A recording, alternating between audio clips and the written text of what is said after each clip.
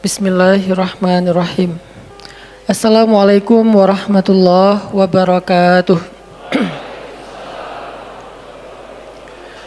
Alhamdulillahirabbil alamin. Alhamdulillahilladzi arsala rasulahu bil huda wa dinil haq liyuzhirahu 'alad dini kullihi wa kafa billahi syahida. Asyhadu an la ilaha illallah wahdahu la syarikalah wa asyhadu anna Muhammadan abduhu wa rasuluhu la nabiyya ba'dah. Allahumma salli wa sallim wa barik ala sayyidina wa habibina wa nabiyyina Muhammad wa ala alihi wa sahbihi wa man tabi'ahu ila yaumiddin.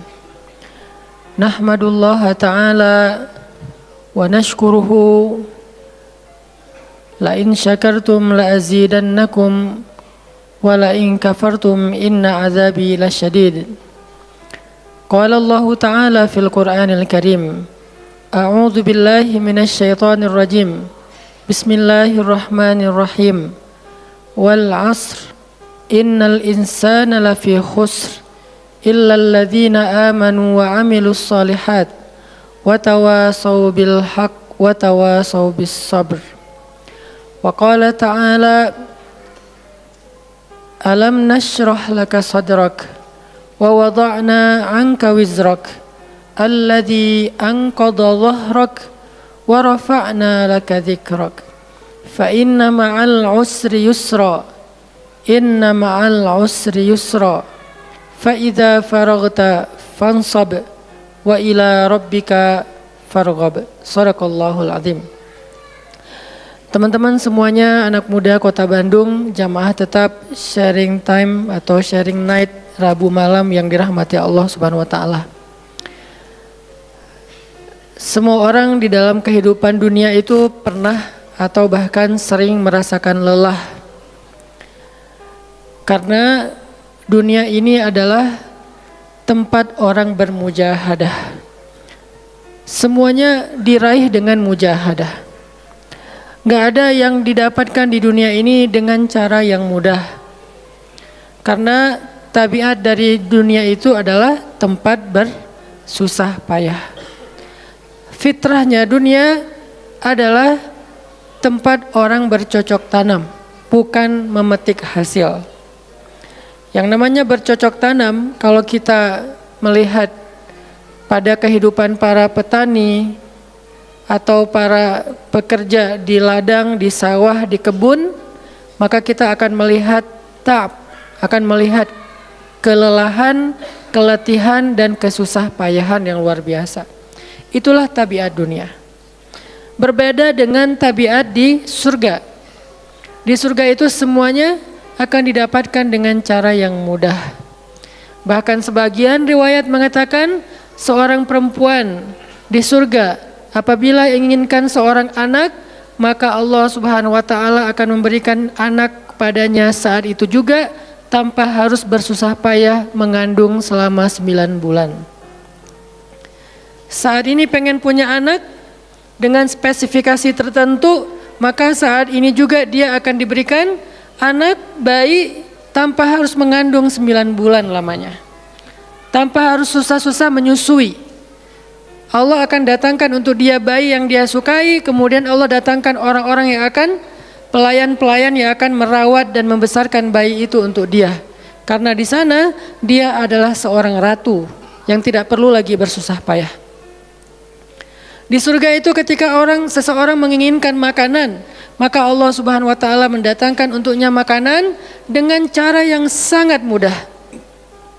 Bahkan ketika dia menginginkan buah-buahan, maka pohon itu akan menunduk untuknya sehingga dia bisa memetik buahnya tanpa harus bangun dari tempat duduknya jika dia menginginkan itu. Tetapi kalau dia menginginkan sesuatu yang lebih, misalnya dia ingin berjalan-jalan di kebun-kebun di antara banyak kebun surga, lalu dia ingin merasakan memetik pohon sendiri sambil membawa keranjang-keranjang yang indah, maka Allah juga akan memperkenankan keinginannya.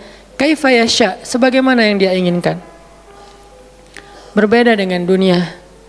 Di dunia apapun yang kita inginkan itu harus melalui mujahadah, melalui ikhtiar. Bahkan ketika kita ingin menjadi orang yang sekedar tidur-tiduran pun, Allah Subhanahu wa taala mentakdirkan tidur pun lelah. Tidur aja capek. Duduk capek. Ada orang yang duduknya capek akhirnya dia berdiri. Ya. Ada orang yang capek berdiri akhirnya pengen duduk. Kapan duduknya capek pengen berdiri? Salah satu yang sering saya alamin itu kalau lagi naik pesawat. Apalagi pesawat penerbangan 9 jam, 10 jam itu pasti capek banget duduknya tuh. Sehingga kita menginginkan seandainya ada uang kita pengen duduk di kelas bisnis. Tapi karena nggak mampu membeli tiket yang 3 kali lipat lebih mahal di kelas bisnis, ya nggak apa-apa lah di kelas yang biasa ekonomi. Tapi ketika lelah 4 jam, 5 jam pesawat berjalan itu udah luar biasa lelahnya, akhirnya berdiri mondar-mandir di antara lorong pesawat. Artinya duduk aja capek. Nggak ngapa-ngapain, suruh duduk doang. Nggak seperti orang dulu yang berangkat haji atau umroh naik kapal, lewat darat, pas sampai di laut naik kapal dengan ontanya, dengan kudanya. Orang dulu mencari ilmu itu dengan mujahadah yang luar biasa. Dengan naik onta berminggu-minggu, ini naik pesawat cuma 9 jam, capek. Yang nggak ada guncangan, biasanya guncangannya cuma pas di awal sama pas mau landing doang. Di atas udah jarang ada guncangan karena dengan ketinggian tertentu dan pesawatnya besar. Tapi itu juga capek. Naik kereta coba, dari Jawa ke Bandung misalnya, sebutlah dari Semarang, dari Malang, dari Surabaya naik kereta 10 jam, itu aja capek. Nggak usah jauh-jauh, Bandung Jakarta aja 3,5 jam, itu pun capek. Atau kita naik mobil, nggak perlu nyetir, pakai online, duduk aja di belakang atau di sebelahnya si driver, perjalanan setengah jam dari tempat kerja kita ke rumah atau dari rumah ke tempat kerja, ke kampus, ke sekolah gitu, itu aja capek. Artinya dunia itu emang kayak gitu tabiatnya teman-teman. Tabiat dari dunia itu adalah lelah. Sehingga kalau ada orang yang menghindari capek dengan tidak ngapa-ngapain, itu hal yang agak klise dan naif. Bagaimana dia bisa menghindari lelah? Bagaimana dia bisa menghindari ta'ab? Bagaimana dia bisa menghindari bosan? Bagaimana dia bisa menghindari dalam keadaan susah payah?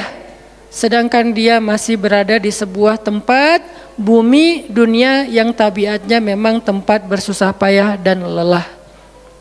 Satu-satunya cara menghindari lelah yang tidak perlu lagi bersusah payah itu hanyalah masuk surga. Tetapi kan itu tidak terjadi sekarang, kita harus meninggal dulu dan kita belum mau. Ada yang mau meninggal masuk surga sekarang? Kalau dijamin sih insya Allah ya, masalahnya nggak ada jaminan. Kalau para sahabat enak, mereka dapat jaminan. Surga Bilal, sebelum Bilal meninggal, Rasulullah udah bilang, bima sabaktani ilal jannah ya Bilal. Dengan apa kamu mendahului aku ke surga wahai Bilal? Dengan wudu dan sholat syukur wudu. Begitu juga nanti ada sahabat lain yang dijamin masuk surga bighairi hisab wala azab. Salah satunya adalah Ukasyah. Kalau kita tidak ada jaminan apapun di akhirat kecuali berikhtiar dan bermujahadah untuk bisa mendapatkan kebaikan sebanyak mungkin di sisi Allah.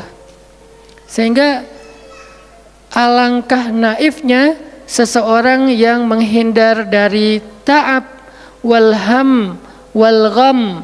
Dia berusaha menghindar dari lelah, menghindar dari susah payahnya kehidupan, menghindar dari beban-beban hidup. Itu nggak bisa dilakukan karena kita masih berada di dunia. Yang perlu kita sekarang coba pilih adalah kita mau lelah untuk hal yang sia-sia?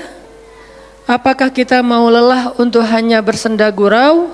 Apakah kita mau lelah hanya untuk hal yang tidak ngapa-ngapain? Atau justru lelah kita itu untuk sesuatu yang mudah-mudahan beribadah kepada Allah?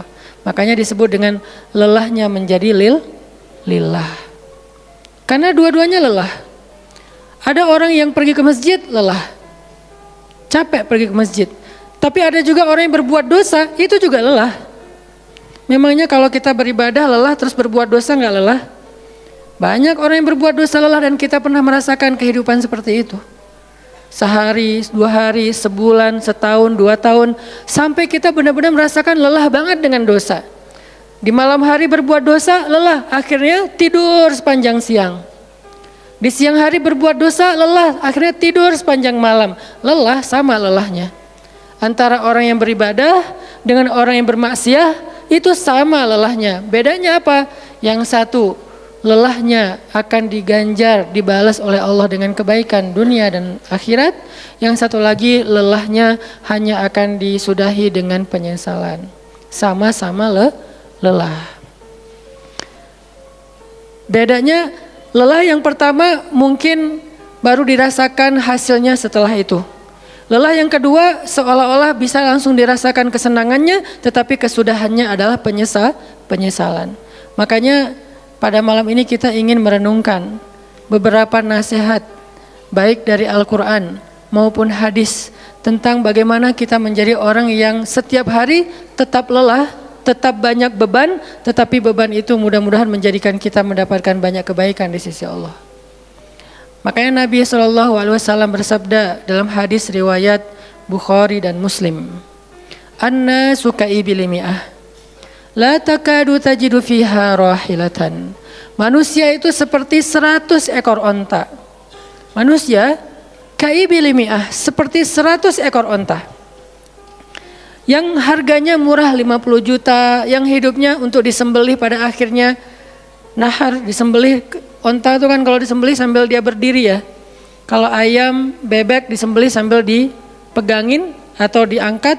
Kalau kambing dan sapi dibaringkan. Kalau onta disembelih itu sambil diberdirikan. Dia berdiri langsung disembelih. Itu onta. Artinya manusia ka'ibili mi'ah. Nabi itu menggambarkan onta karena onta ini punya banyak macam. Mungkin di Arab nggak ada ayam yang bermacam-macam. Akhirnya pakai bahasanya onta. Kalau di kita mungkin ada ayam potong, ada ayam kampung, dan segala macam, ada ayam jago. Kalau bebek ada mentok, ada apa? Bebek yang biasa, macam-macam kan. Di Arab mungkin nggak terlalu banyak variannya dan nggak terlalu akrab dengan kehidupan sehari-hari mereka. Yang akrab itu kambing, kuda, keledai, onta. Akhirnya Nabi mengatakan, "An-nasu ka'ibili mi'ah." Nabi seolah-olah mengambil sebuah perumpamaan. Dan perumpamaan ini bisa kita ganti dengan culture yang berbeda di setiap negara. Tetapi perumpamaan yang paling baik itu adalah onta. An-nasu ka'ibili mi'ah. Manusia itu seperti 100 ekor onta ibil. Onta potong. Yang hidupnya hanya untuk disembelih oleh tuannya, kemudian dagingnya dimakan atau dijual. Kenapa bisa begitu murahnya? Cuma 50 juta, 40 juta dan berakhir dengan disembelih? Karena onta ini hidupnya tidak istimewa. Dia hidup hanya untuk makan, minum, tidur dan berkembang biak. Cuman itu misi dari kehidupan dia. Makan, minum, tidur, berkembang biak. Udah itu doang. Setiap hari kerjanya makan aja. Lihat hewan ternak ngapain? Merumput aja setiap hari. Nggak ada hewan ternak yang tiba-tiba dia lagi ngapain? Lagi sholat. Nggak ada. Hewan ternak misalnya lagi ngebantuin tetangga. Nggak ada. Hewan ternak lagi menjenguk yang sakit. Nggak ada. Hewan ternak yang lagi menyelesaikan hajat saudaranya. Hewan ternak yang lagi dengerin curhat. Nggak ada. Kenapa? Karena tugas misi kehidupan mereka itu cuma diciptakan untuk makan, minum, tidur, berkembang biak, udah. Ini namanya kalau di antara onta namanya ibil. Yang hidupnya itu sesederhana itu. Nggak ada yang rumit, nggak ada yang terlalu berlebihan. Dan an-nasu, manusia secara umum mirip dengan ibil. An-nasu ka'ibili mi'ah. Jadi kalau kita bandingkan dari 100 orang itu hampir semuanya seperti ibil. Misi hidupnya itu hanya untuk dirinya. Gimana caranya biar bisa makan, gimana caranya biar bisa istirahat dengan nyenyak, tidur, gimana caranya biar punya keluarga, berkembang biak, punya keturunan, dan kemudian dengan keluarganya dia punya family time. Kapan liburan, makan di rumah, jalan segala macam. Cuman itu misi dari kehidupannya. Sehingga Nabi menyebut mereka yang misi kehidupannya hanya dirinya dan keluarganya, ka'ibili mi'ah, seperti 100 ekor onta. Kurang istimewa. Orang yang hidupnya hanya untuk dirinya dan keluarganya itu kurang istimewa. Sehingga disebut dengan ibili mi'ah, 100 ekor onta. Tapi nggak hina, tidak rendah, tidak mungkin melenceng, sesat segala macam, enggak. Dia tetap tidak haram, tidak najis. Nabi tidak mengumpamakan manusia seperti seekor anjing, seperti seekor babi, enggak. Karena itu najis, haram dan seterusnya. Onta, makhluk yang hewan yang baik, cuman tidak istimewa. Di sini tidak ada judgement. Nabi itu orang yang nggak suka menjudge. Nabi nggak mengatakan manusia ini semuanya misalnya dengan kalimat celaan, keledai, enggak. Manusia ini misalnya hewan yang najis, enggak. Nabi mengatakan an-nasu ka'ibili mi'ah, manusia itu seperti 100 ekor onta. La takadu tajidu fiha rahilatan. Hampir-hampir di dalam 100 ekor onta itu kamu enggak mendapati satu pun onta yang dikenal dengan nama rahilatan, rahilah. Rahilah itu dari kata rihlah. Rihlah itu udah jadi bahasa Indonesia, rihlah. Kemudian di Inggris-Inggriskan jadi traveling, trip, segala macam. Rahilah dari kata rihlah. Apa itu rahilah? Onta yang bertugas untuk membawa beban tuannya dalam perjalanan panjang, baik itu berdagang maupun berperang. Dia punya misi lain selain makan, minum, berkembang biak, terus dipotong. Enggak, misinya lebih keren. Apa? Membawa beban. Membawa beban tuannya. Itulah rahilah. Sehingga punggungnya adalah punggung yang berkah, karena di atas punggung itu ditaruhkan beban terus menerus oleh tuannya. Berangkat bebannya apa, pulangnya beban apa. Karena orang dulu kalau berangkat berniaga, berdagang ke luar negeri, itu tuh bukan berangkat bawa beban, pulang nggak bawa apa-apa karena udah diuangkan, enggak. Mereka barter konsep perdagangannya. Kalau berangkatnya bawa kain, pulangnya nanti bawa karpet. Berangkatnya bawa gandum, pulangnya nanti bawa sutra misalnya. Tetap aja ada beban karena mereka berangkat jual misalnya ke Syam, dari Mekah ke Damaskus. Nanti pulangnya dari Damaskus ke Mekah bawa lagi barang-barang Damaskus yang bisa dijual di Mekah. Pas berangkat bawa barang Mekah yang bisa dijual di Damaskus, pas pulang membawa barang Damaskus yang bisa dijual di Mekah. Li'ila fi Quraisy ilafihim rihlatash syita'i was-saif.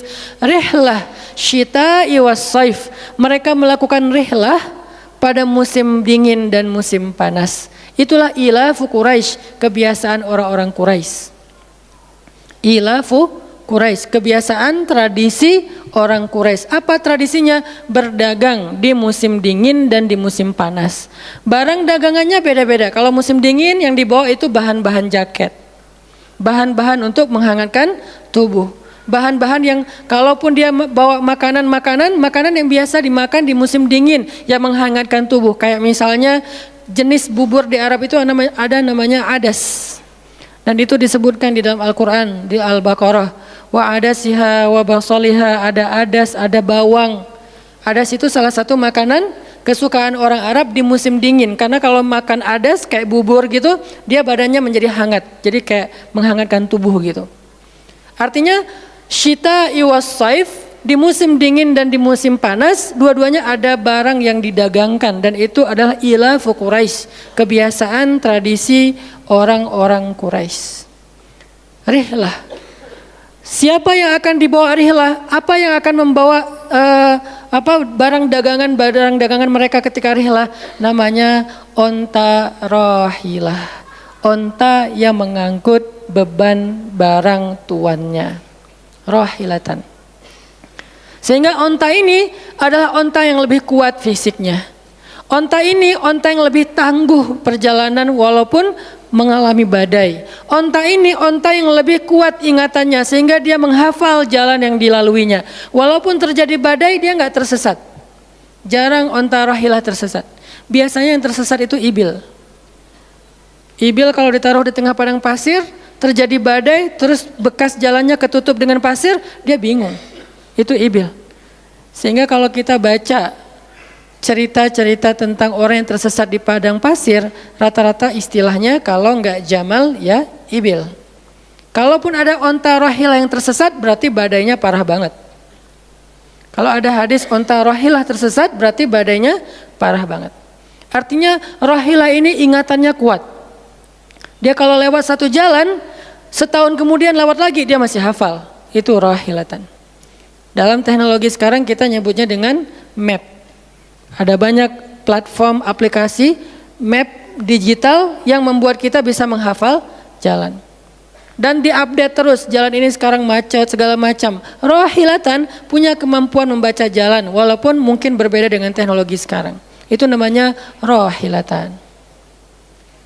Ini kata Nabi, la takadu tajidu fiha rohilatan. Manusia itu seperti 100 ekor onta. Dan di antara 100 ekor onta itu atau 100 orang itu, hampir kamu tidak mendapati satupun yang bernama rohilatan, yang mampu mengangkat beban lebih. Sehingga di sini Nabi SAW seolah-olah mengajarkan kita, memotivasi kita agar belajar menjadi rohilah. Manusia itu baru istimewa kalau dia menjadi rohilah, kalau dia mengangkut banyak beban, kalau dia menjadi orang yang paling banyak bermanfaat untuk orang lain. Makanya muncullah hadis, khairun nas anfa'uhum linnas, inna ahabban nasi ilallah anfa'uhum linnas. Dua riwayat hadis yang berbeda. Sebaik-baik manusia, kalau dalam analogi yang pertama, sebaik-baik onta adalah rohilatan. Bukan ibil, bukan nakoh, bukan jamal. Sebaik-baik onta rohilatan. Kenapa kok rohilatan? Karena dia yang paling bermanfaat, soalnya dia yang paling banyak mengangkut beban. Sehingga dengan analogi tentang onta rohilah, kita menerjemahkan hadis khairun nas, sebaik-baik manusia dengan istilah khair. Arti khair itu memberi lebih, arti khair itu bermanfaat. Khairun nas anfa'uhum linnas, sebaik-baik manusia yang paling bermanfaat untuk orang lain. Dalam riwayat yang lain, inna ahabban nasi ilallah, sesungguhnya orang yang paling dicintai Allah di antara manusia, anfa'uhum linnas, yang paling bermanfaat untuk orang lain. Itu yang paling dicintai Allah di antara manusia. Muncul lagi hadis yang mirip, inna ahabbal a'mali ilallah sururun tudkhiluhu ala qalbi muslim. Sesungguhnya perbuatan, amal soleh, aktivitas, pekerjaan yang paling disukai Allah di antara yang kita lakukan dalam kehidupan sehari-hari adalah membahagiakan hati orang lain. Ini semuanya hadis-hadis yang memiliki makna yang sama, yaitu menjadi pengangkut beban. Lelah Ustadz, lelah. Enggak ngangkut beban, lelah juga. Ngangkut beban, lelah juga. Cuman bedanya, orang yang lelah tanpa mengangkut beban, hidupnya penuh dengan keluh kesah, tidak ada yang menghargai, tidak dimuliakan, akhirnya dia ngeluh. Ada kan banyak orang yang ngeluh karena merasa dirinya nggak dihargai orang lain. Tetap aja ngeluh. Ada juga yang ngeluh karena terlalu banyak beban. Padahal dua-duanya sama-sama ngeluh, kenapa nggak memilih yang lebih baik? Memangnya kalau kita nggak ngangkut beban, kita nggak akan berkeluh kesah, ngeluh. Ngeluhnya mungkin bukan capek, ngeluhnya nggak ada yang hargai. Dan itu udah sunnatullah, kalau kita pengen dihargai, pengen dimuliakan, kita harus menjadi orang yang paling rohilah, yang paling banyak ngangkut beban. Nggak bisa kita jadi ibil tapi pengen diperlakukan seperti rohilah, itu nggak bisa. Kita tuh ibil, hidupnya untuk diri sendiri, nggak bantu siapa-siapa, nggak peduli dengan siapa-siapa, harta kita nggak bermanfaat untuk orang lain, pikiran kita nggak bermanfaat untuk orang lain, lisan kita tidak bermanfaat untuk orang lain, wawasan kita tidak bermanfaat untuk orang lain, apalagi tenaga kita nggak bermanfaat untuk orang lain, skill kita nggak bermanfaat untuk orang lain, semua tentang diri kita hampir tidak bermanfaat untuk orang lain, lalu kita ingin dihargai seperti orang yang paling bermanfaat. Ini naif, klise, nggak ada seperti ini, bukan sunnatullahnya. Karena seseorang itu diberi balasan sesuai dengan mujahadah. Al-jaza ala qadril masyaqqah, balasan tergantung susah payahnya dalam berikhtiar. Siapa yang mujahadahnya lebih, maka rewardnya lebih, jazanya lebih. Jadi saya kadang-kadang ngerasa, dulu saya juga pernah merasa kayak gitu. Kenapa kok dia dihormati saya enggak? Kita enggak boleh cemburu tanpa alasan. Seolah-olah misalnya harusnya hormati semua orang dong, nggak bisa. Itu udah fitrah manusia dan sunatullah dalam kehidupan di dunia. Kalau kita pengen dihormati orang, kita harus menjadi rohilah. Kalau kita pengen dihargai orang, kita harus jadi rohilah. Nggak bisa kita berharap dihargai oleh pasangan kita atau calon pasangan kita, tapi kita nggak punya tanggung jawab, nggak bisa. Kalau teman-teman pengen dihargai oleh pasangan halalnya, teman-teman harus mengangkat tanggung jawab yang lebih berat daripada dia. Kalau dia yang capek, kita leyeh-leyeh aja di rumah, tapi kita minta dihargai, saya kan suami. Suami itu bukan status, suami itu peran. Ada orang dia jenis kelaminnya perempuan, tapi dia suami. Kenapa? Karena dia mengambil peran laki-laki. Dan itu saya melihat banyak perempuan seperti ini, hebat dan memalukan bagi suaminya.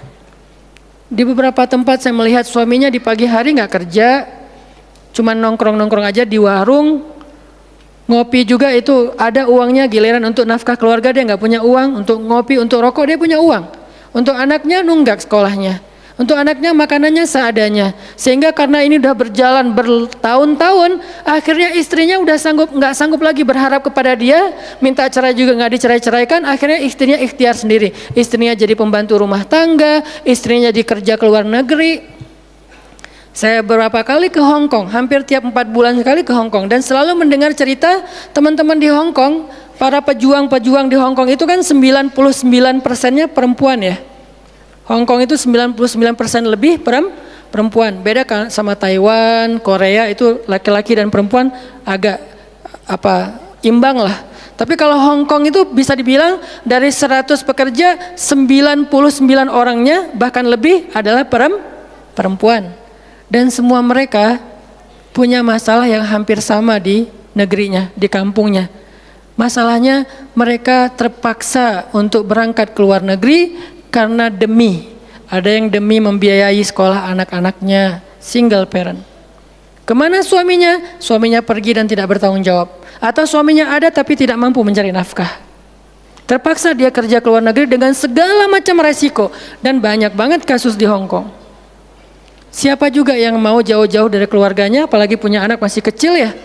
Kemarin kita baru dengar cerita seorang anak yang harus merawat ayahnya yang sakit kanker gara-gara di rumahnya nggak ada siapa-siapa, ibunya berjuang di luar negeri. Kenapa? Karena suaminya sakit. Kalau ini masih bisa kita pahami lah. Tapi kemana pamannya misalnya? Kemana misalnya kakaknya? Nggak tahu punya kakak atau gimana? Nggak tahu kondisi pamannya. Yang jelas bahwa ternyata kita itu dihargai itu bukan karena kita berstatus suami. Kita dihargai karena kita berperan sebagai suami, bukan berstatus sebagai suami. Kalau suami pengen dihargai, ambillah peran suami. Laki-laki pengen dihargai, ambillah peran laki-laki. Apa peran laki-laki? Tanggung jawab. Ambil sebanyak mungkin. Kalau kita udah menikah, tanggung jawab kita itu kalau mau lebih, jangan cuma istri. Ambil keluarga istri untuk kita ambil tanggung jawabnya. Adiknya istri, mungkin keluarga istri kita nggak mampu. Adiknya kita sekolahin. Mertua sakit, kita biayain. Nanti siapa lagi? Keluarga besarnya ada masalah, kita biayain, kita hutangin. Kalau misalnya kita nggak sanggup memberikan hadiah atau sedekah, ambil amanah, tanggung jawab itu ambil semampu kita. Itulah contoh Rasulullah SAW. Makanya Nabi ketika sudah menikah dengan Khadijah, yang tinggal di rumah Nabi itu bukan cuma anak kandung beliau, ada anak angkatnya Zaid bin Harithah, ada sepupunya Ali bin Abi Thalib. Ada banyak lagi keluarga besar Khadijah yang tinggal bersama Nabi. Sehingga rumah Nabi itu adalah rumah yang banyak sekali orang-orang yang ditampung oleh beliau. Itu yang disebut dengan anfa'uhum linnas, ambil tanggung jawab yang besar. Sehingga Khadijah tuh respect banget sama sosok Nabi Muhammad. Bahkan sebelum Nabi dapat wahyu, sehingga gak disebut Nabi, respect sama sosok seorang Muhammad. Apalagi setelah beliau dapat wahyu, beban beliau bukan lagi keluarganya sekarang, beban beliau adalah umatnya. Yang diurus oleh Nabi bukan lagi keluarga sekarang setelah dapat wahyu, umat. Dan umat di sini lintas nasionalisme. Ada yang datang dari Persia, namanya Salman Al-Farisi.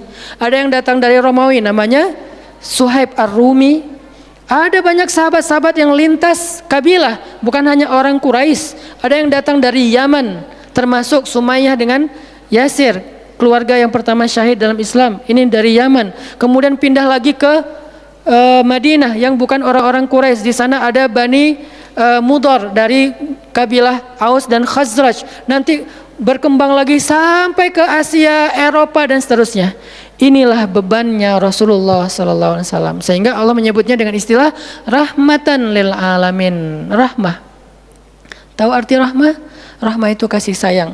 Maksud kasih sayang memberi sayang. Kasih sayang, bukan minta disayangi. Jadi kalau kita mau berkasih sayang, ya kasih sayangnya, jangan sayangi saya dong. Itu bukan kasih sayang, namanya terima sayang. Bukan kasih sayang, terima sayang, minta sayang. Itu namanya bukan rahmah, bukan mawaddah. Yang namanya rahmah, kasih sayangnya. Kalau kita nggak punya sayang, berarti kita nggak punya rahmah. Apa bentuk sayang kita? Perhatian. Apa bentuk sayang kita? Perasaan. Apa bentuk sayang kita? Dengan harta. Itu sayangnya. Dan Nabi, wa ma arsalnaka illa rahmatan lil alamin. Tidaklah kami mengutus engkau Muhammad kecuali untuk menjadi kasih sayang kepada alamin. Arti rahmah dalam tafsiran yang lebih luas menyelesaikan hajat manusia seluruh alam. Seluruh alam. Itulah kenapa Nabi Muhammad menjadi orang yang paling mulia, karena yang diambil bebannya itu bukan satu keluarga Khadijah, bebannya itu bukan satu kota Makkah, bebannya itu bukan cuma orang Arab, alamin. Sehingga Allah mengatakan wa rafa'na laka dzikrak. Kami angkat engkau menjadi manusia yang paling mulia. Karena beban yang diambilnya paling berat. Apa beban Nabi? Apakah cuma ceramah? Enggak cuma ceramah. Kalau cuma ceramah gampang. Saya pernah menjadi penceramah dan saya pernah menjadi programmer dalam dakwah.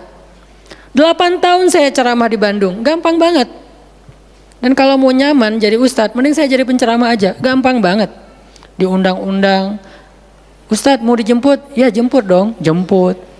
Ya, ustadz kan dijemput, jarang kita jalan sendiri, seringnya dijemput.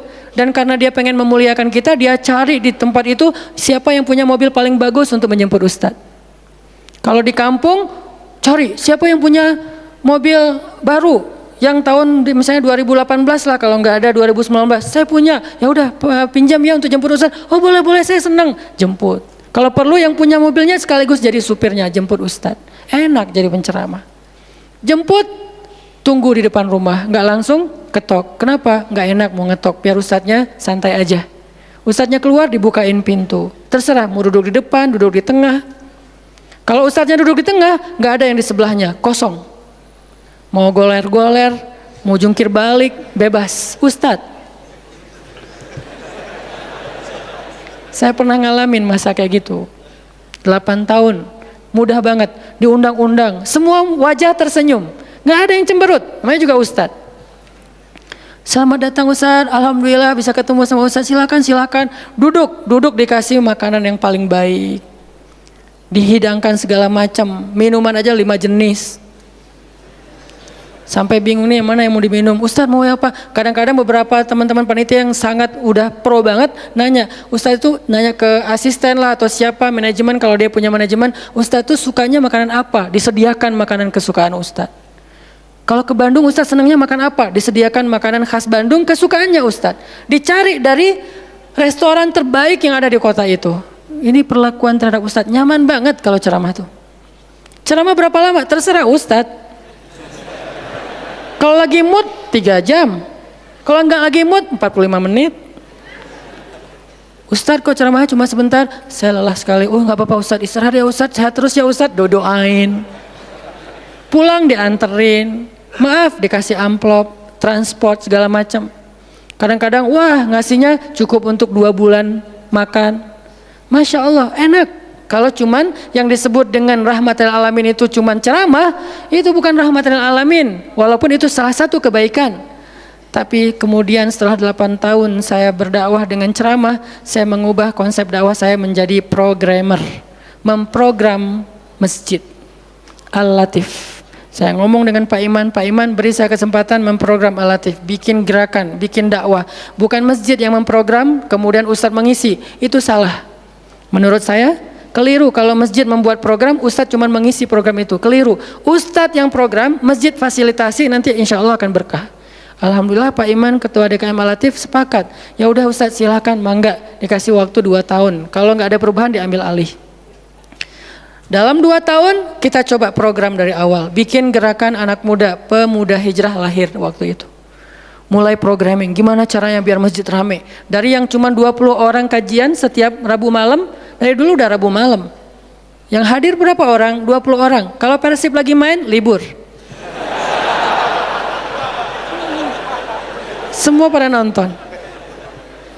Malah sering lagi libur. Kadang-kadang Persib nggak main. Terus yang main siapa? Yang main Piala Eropa kah, Piala Champion kah, Liga Eropa, Piala Dunia, libur. Akhirnya berkembang pelan-pelan jadi setengah masjid, satu masjid, membludak keluar masjid sampai ke Jalan Cendana. Akhirnya pindahlah ke masjid ini. Kenapa? Karena udah nggak nampung, nggak enak juga dengan tetangga karena parkirnya kemana-mana. Kan kita pindah ke sini karena Al-Latif nggak nampung. Nah, ketika dakwah berubah menjadi programmer, bebannya beda. Udah nggak kayak dulu, enggak, beda. Pergi taklim, pergi sendiri. Bahkan berkorban dengan harta sendiri, bareng-bareng dengan teman-teman, semuanya lelah. Kita meeting sampai tengah malam. Emangnya gampang membuat tren hijrah? Nggak mudah teman-teman. Kita harus meeting, mikirin. Sekarang tambah lagi beban yang lain, Barisan Bangun Negeri. Para ustadz berkumpul, bikin gerakan bersama. Kita bikin Barisan Bangun Negeri. Dikasih amanah untuk jadi amirnya, mikirin apa yang harus kita lakukan. Program pertama saya bilang less waste. Isu lingkungan. Kenapa? Kita pengen jadiin masjid sebagai 911. Tapi pelan-pelan, nggak bisa langsung. 911 ini nanti kalau ada masalah di masyarakat, tetangga masjid yang ditelepon masjid. Anak saya sakit, telepon masjid. Ada yang meninggal, telepon masjid. Ada yang pingsan, telepon masjid. Ada yang baru diputusin, telepon masjid.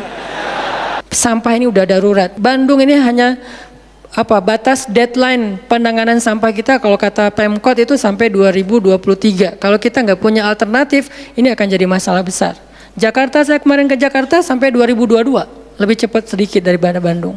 Artinya mereka hanya bisa menampung sampah sampai 2022. Sisanya kalau nggak ada solusi alternatif, maka akan terjadi masalah besar, tumpuk sampah di depan rumah masing-masing selama nggak usah sebulan, seminggu aja gimana rasanya? Nggak ada yang ngambil sampah di depan rumah kita, seminggu aja. Petugas sampah nggak ngambil sampah di depan kos-kosan, di depan rumah. Sehari telat aja itu udah nggak enak, apalagi seminggu, sebulan, setahun, jadi gimana? 2022, kota-kota besar rata-rata terancam dengan bom waktunya sampah. Kita angkat less waste supaya masjid menjadi salah satu media komunikasi antara Pemprov, Pemkot, pemerintah kepada publik. Kenapa? Soalnya trust publik kepada masjid itu bagus. RT RW bikin program pungut sampah edukasi dan campaign tentang sampah, yang datang sedikit. Kalau RT RW bikin program hari Minggu yuk kita bikin gerakan pungut sampah, sedikit yang datang. Tapi masjid bikin taklim, yang datang ribuan, apalagi 2-3 tahun terakhir alhamdulillah luar biasa, sehingga masjid punya potensi untuk mengkomunikasikan masalah ini kepada publik. Saya ajaklah teman-teman, yuk kita bikin isu sampah dimulai dari masjid. Jalan 2 Bandung, Bintaro udah jalan. Next mau kita jalankan di Jogja, di Malang dan di Pontianak. Seluruh masjid di Indonesia. Programming, mikir, harus ketemu dengan beberapa orang, dan habis waktu saya dalam beberapa tahun terakhir bukan untuk dakwah tablik, makanya udah jarang ceramah. Teman-teman kalau ngelihat ceramah Hanan Attaqi di Bandung cuma sekali seminggu, itu juga kalau nggak libur ya. Kajian Rabu malam. Ustaz Hanan selain Rabu malam ngapain sih?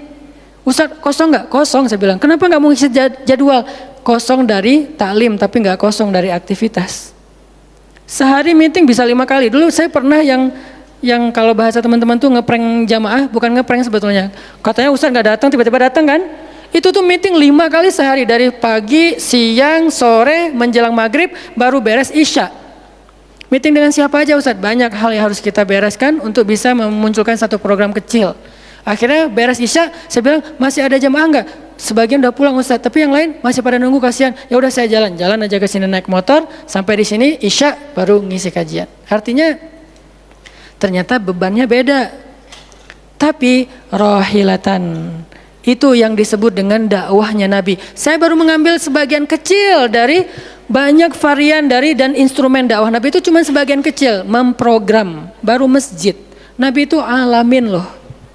Gimana mengubah kota Makkah yang dulunya kemusyrikan merajalela, perzinahan merajalela, kemudian anak perempuan dibunuh karena dianggap membawa sial, riba luar biasa, banyak yang dibunuh gara-gara gak mampu membayar hutang, dan perbudakan, dan banyak lagi masalah sosial. Bukan hanya masalah akidah dan ibadah. Akidah dan ibadah itu adalah inti masalahnya, kemudian merembet ke masalah sosial, biasanya kayak gitu. Kalau akidahnya melenceng, biasanya sosialnya rusak. Walaupun gak selalu kayak gitu juga sih. Karena ada di beberapa negara yang akidahnya mereka syirik, tapi sosialnya bagus. Walaupun ada problem sosial lain yang mungkin gak perlu dibahas di sini. Yang jelas awalnya berawal dari kemusyrikan, kemudian berkembang menjadi masalah ekonomi, sosial, dan seterusnya. Nabi menyelesaikan masalah kota Mekah. Gimana caranya? Mekah yang tadinya kota yang jahiliyah menjadi kota Islamiyah, kota yang Rabbaniyah, kota yang penuh dengan kebaikan. Madinah yang tadinya kota yang penuh dengan sampah, Yathrib berubah menjadi kota Munawwarah. Sekarang udah nyampah lagi. Di zaman Nabi itu benar-benar Madinah Munawwarah. Sekarang mungkin nggak sebagus di zaman Nabi, cuman bangunannya doang yang megah, tapi secara lingkungan, secara sosial nggak sebaik zaman dulu lah. Kalau bangunan itu kan bukan indikasi peradaban ya. Karena kita pernah mengalami masa peradaban Islam yang keren, nggak ada tuh bangunan pencakar langit seperti Dubai. Kita di Dubai bangunan pencakar langit, tetapi secara peradaban ada masalah di Dubai, terutama masalah sosial. Di Arab Saudi masalah lingkungannya luar biasa, salah satu penghasil sampah 10 besar di dunia. Kalau untuk masalah sampah organik termasuk 5 besar di dunia. Artinya makan sering dibuang-buang. Makanya sampah organiknya paling banyak, waste-nya paling banyak. Itu yang diselesaikan oleh Nabi di kota Mekah dan Madinah, kemudian berkembang di kota-kota lain sampai ke Irak, sampai ke Syam, sampai ke Mesir, sampai ke Eropa, sampai ke Turki, sampai ke Afrika, bahkan sampai ke Nusantara. Rahmatan lil alamin. Rahmah bukan cuma ceramah. Kalau ceramah, Nabi lebih jago dari siapapun. Orang siapapun yang berceramah itu kopas dari Nabi kan? Ada yang ceramah nggak kopas dari Nabi? Nggak ada. Kopas dari Nabi Musa? Enggak, kecuali diriwayatkan dari Nabi Muhammad, kemudian baru Nabi Muhammad meriwayatkan dari Nabi Isa dan Nabi Musa. Semuanya kopas, copy paste dari Rasulullah SAW. Artinya kalau mau ceramah, bahan Nabi itu banyak banget. Dan kalau Nabi mau ceramah, yang ngundang pasti banyak banget. Jadilah Nabi dai sejuta umat. Capek pasti setiap hari 5 kajian. Nabi lagi di mana? Lagi di Syam. Sampai 2 tahun ke depan jadwal ceramah penuh. Kalau Nabi mau kayak gitu. Tapi ternyata Nabi bukan cuma ceramah, memprogram umat. Ada yang masalah datang ke Nabi, ya Rasulullah, saya diceraikan oleh suami saya dengan bahasa, kamu bagi saya seperti ibu saya, zihar.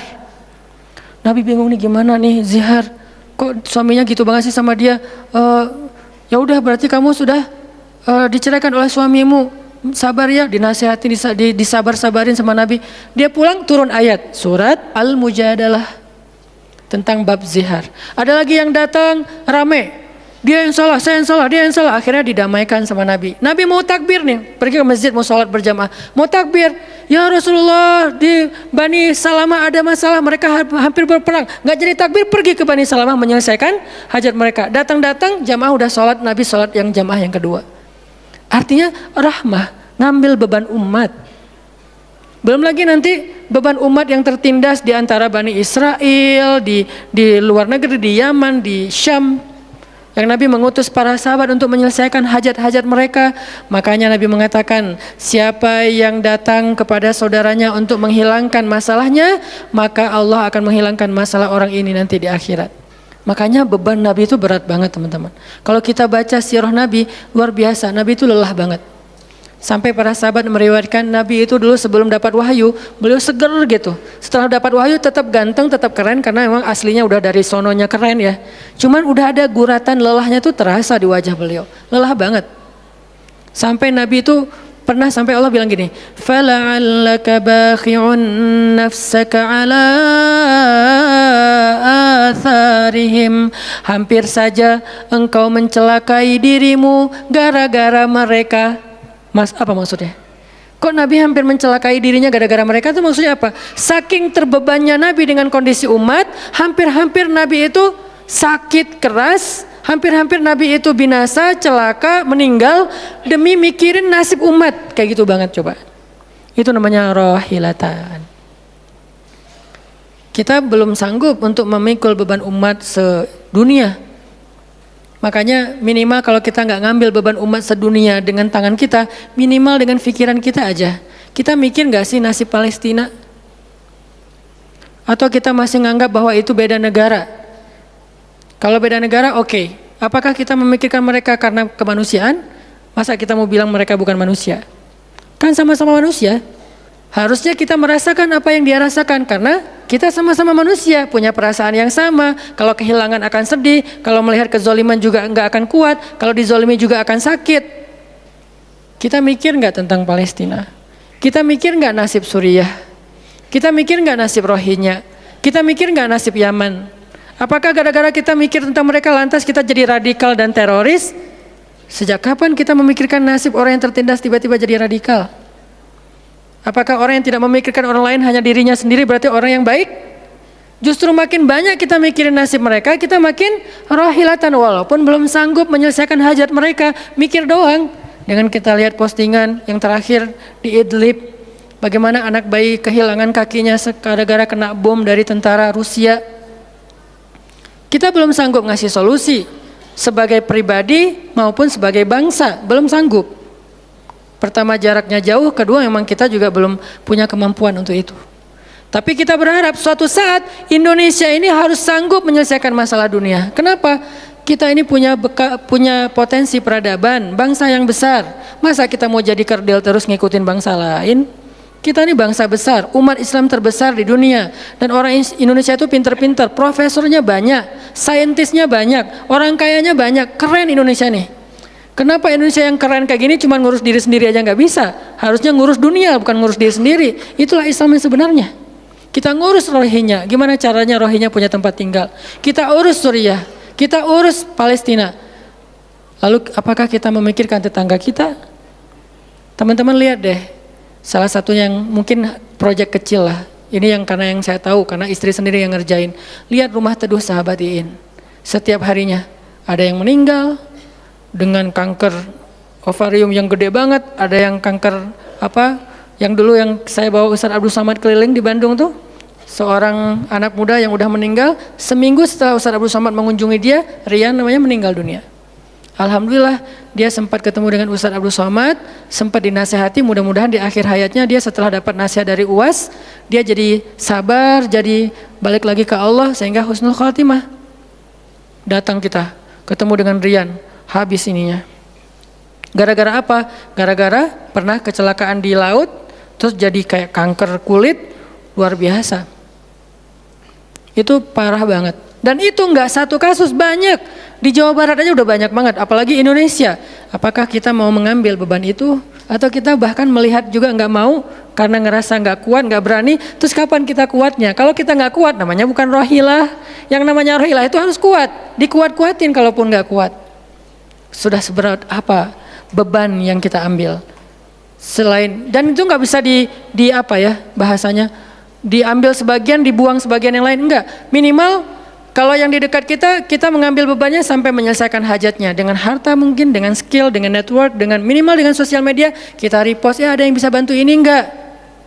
Kalau yang di luar negeri karena kita nggak sanggup menyelesaikan, minimal dengan pikiran dan doa. Kasihan ya mereka, doain terus karena doa kita itu ngaruh. Jangan berpikir mendoakan mereka itu nggak ngaruh itu. Mempercepat datangnya pertolongan Allah. Minimal dengan doa kita, Allah kuatkan hati mereka. Minimal.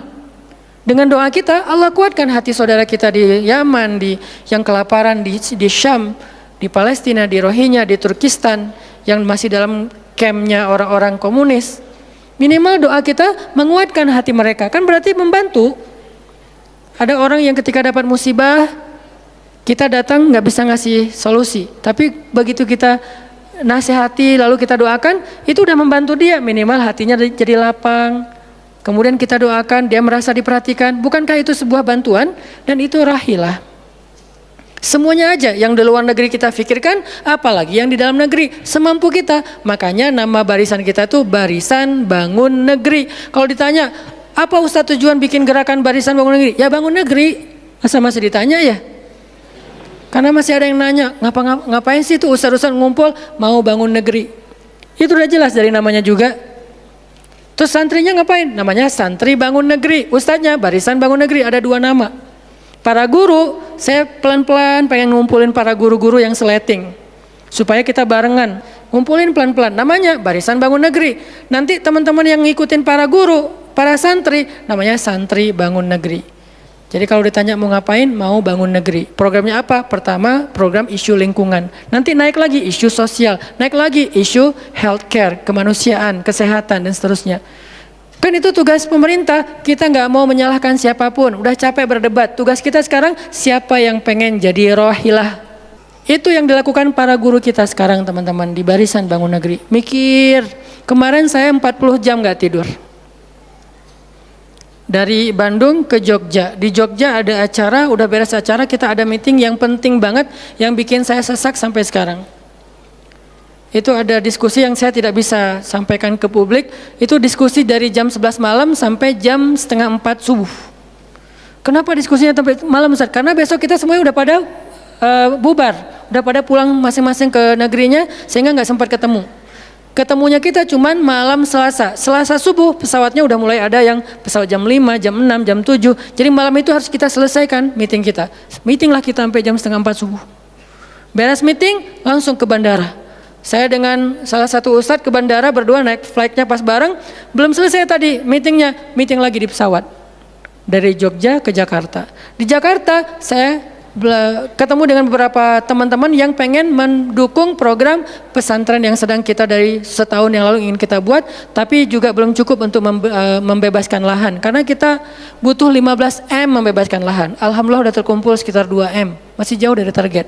Baru membebaskan lahan, belum membangun.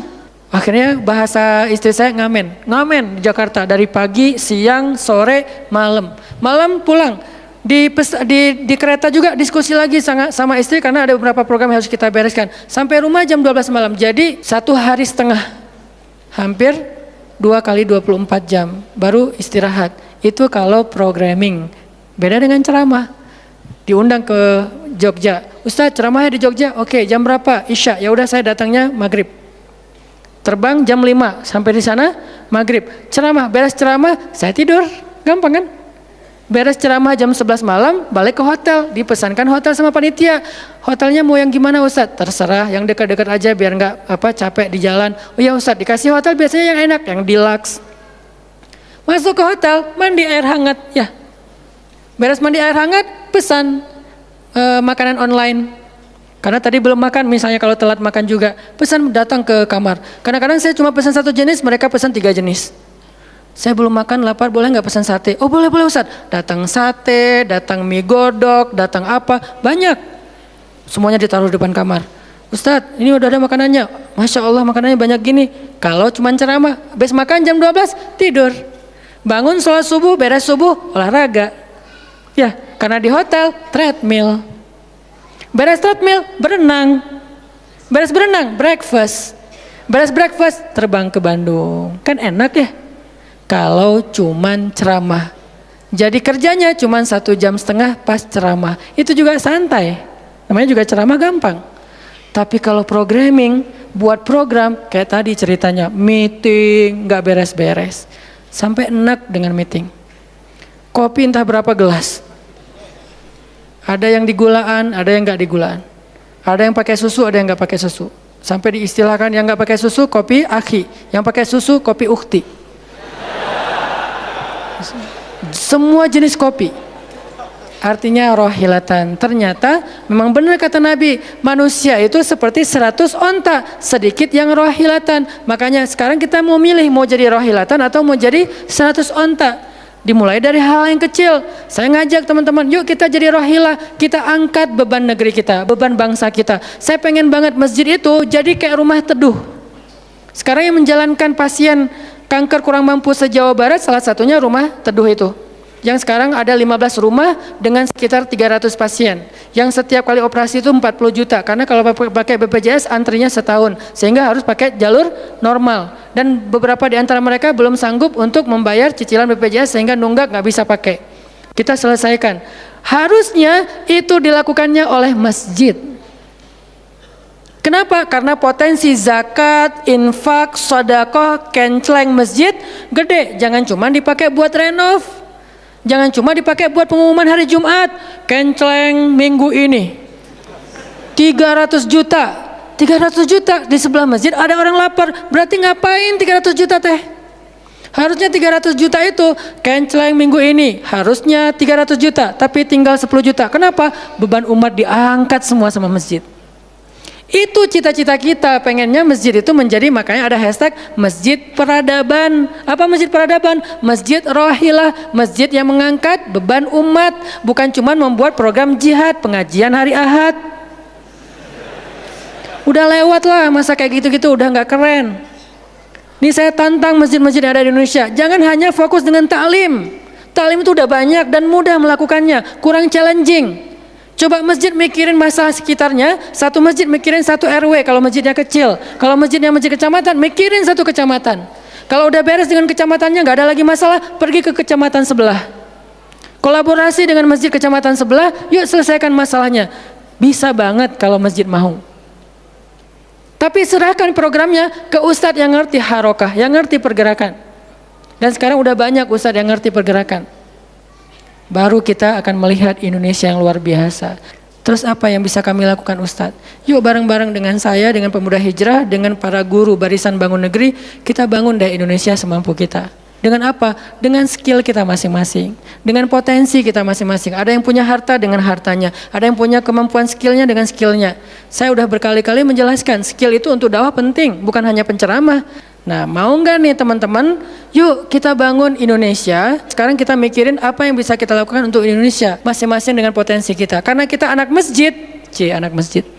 Karena kita banyak sering ke masjid, ya udah kita bangun Indonesia dengan cara masjid. Dan ternyata cara masjid itu bukan cuma Allahu Akbar dan Subhanallah, salam, enggak. Yang dibicarain di masjid itu bukan cuma juz-juz Al-Quran, tapi masalah umat. Karena Nabi membicarakan masalah umat itu di Masjid Nabawi. Yang kita pengen ke sana, berharap banget bisa umroh. Apakah di Masjid Nabawi itu cuma ada raudhah kemudian orang berdoa, egois banget pengen masuk surga sendiri? Enggak. Di raudhah itu Nabi dengan Jibril bicara tentang umat. Gimana caranya umat ini selesai masalah mereka. Sampai ke penjuru dunia. Yang terjajah dibebaskan dari penjajahan, yang terzolimi dibebaskan dari kezoliman. Itu namanya rahilah. Saya yakin di sini banyak potensi dan skill yang keren-keren. Coba berikan skillnya untuk dakwah, dedikasikan skillnya untuk agama. Yang kalau kita dedikasikan untuk agama, insya Allah untuk bangsa dan negara udah pasti. Karena agama kita itu bukan agama ritual. Agama kita ini adalah agama kehidupan. Sehingga yang ada di dalamnya bukan cuma bab sholat, tetapi juga bab orang sakit. Dan kita tahu banyak hadis tentang itu, bab lingkungan, dan kita mulai tahu hadis-hadis tentang itu. Yuk kita dedikasikan skill kita, potensi kita, harta kita untuk agama Allah, kita angkat beban umat bareng-bareng. Karena kalau saya ngangkat sendiri, saya paling-paling ngangkat sanggupnya itu 100 kilo, itu juga udah ngos-ngosan. Tapi kalau kita ngangkat bareng-bareng, bisa bertonton beban umat kita angkat. Mudah-mudahan dari kajian mager ini, mudah-mudahan kelak kita bisa menjadi orang yang mudah bergerak, sanggup bergerak, dan geraknya bersama-sama. Barakallahu fikum, billahi taufiq wal hidayah. Allahumma inna nas'aluka ridhaka wal jannah wa na'udzubika min sakhatika wan nar. Allahumma a'inna ala dzikrika wa syukrika wa husna ibadatik.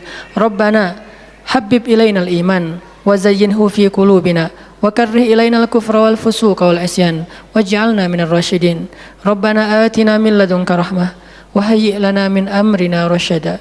وهيئ لنا من أمرنا رشدا وهيئ لنا من أمرنا رشدا واجعل لنا من كل ضيق مخرجا ومن كل هم فرجا ومن كل عسر يسرا ربنا آتنا في الدنيا حسنة وفي الآخرة حسنة وقنا عذاب النار وصلى الله على سيدنا محمد وعلى آله وصحبه أجمعين والحمد لله رب العالمين والسلام عليكم ورحمة الله وبركاته.